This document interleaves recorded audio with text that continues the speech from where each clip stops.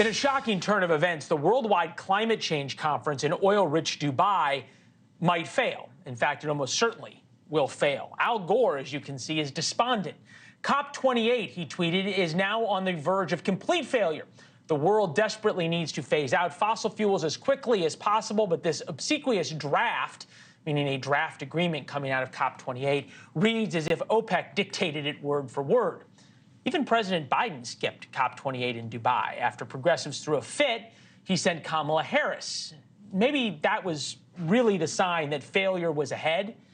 We have learned if you want to pay lip service and have something almost certainly fail, put Kamala in charge. The border comes to mind, expanding voting rights, COVID-19 vaccinations, workers' rights, closing the digital divide. She wears a lot of hats. Her portfolio reads like a Charlie Brown cartoon. Lucy just keeps taking the football of success away. And President Biden's attempt to sell electric cars isn't working either. Ford just dropped the production of its electric F-150. You can see that the president took a test drive in by half. They're not selling. Dr. Stephen Koonin, professor at NYU, former undersecretary for science at the Department of Energy in the Obama administration, is with us now.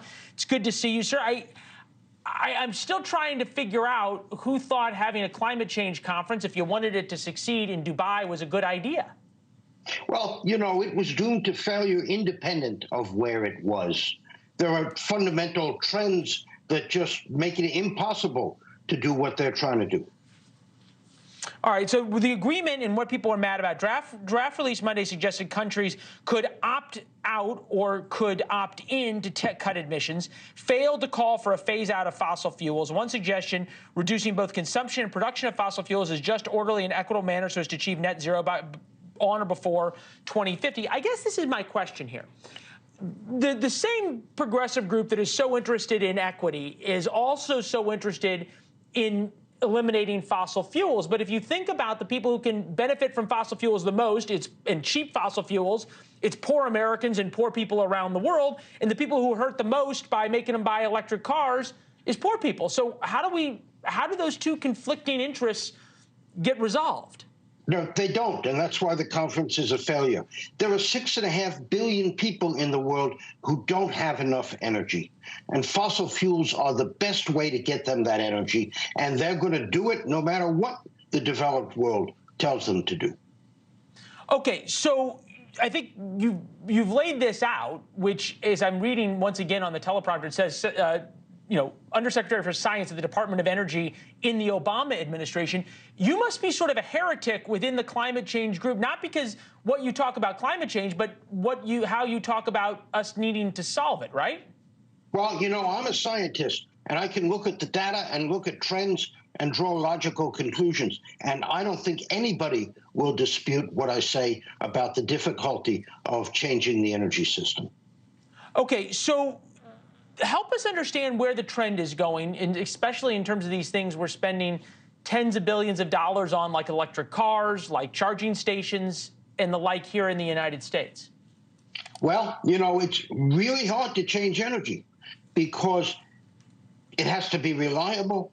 The facilities last a long time. And if you want to do electric cars, you need the charging stations and you need to produce the juice for it.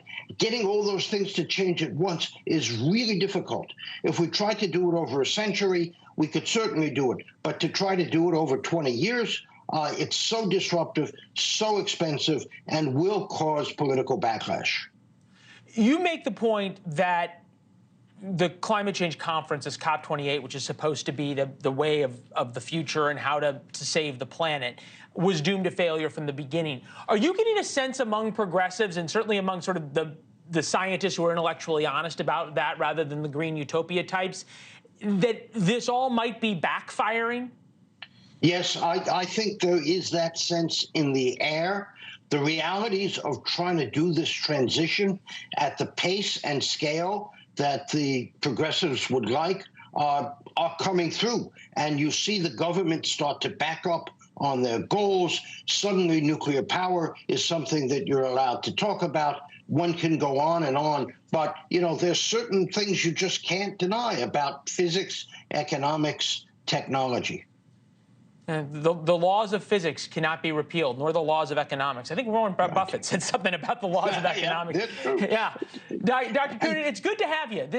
You're an important voice here, because I think reasonable people can agree that the climate is changing, and someone like you can speak about what really can be done about it. Thank you, sir. We wish you all the best for the holidays to you and your family. We'll talk soon. Great. Thanks for watching. Go to joinnn.com to find NewsNation on your television provider. And don't forget to click the red subscribe button below to get more of NewsNation's fact-driven, unbiased coverage.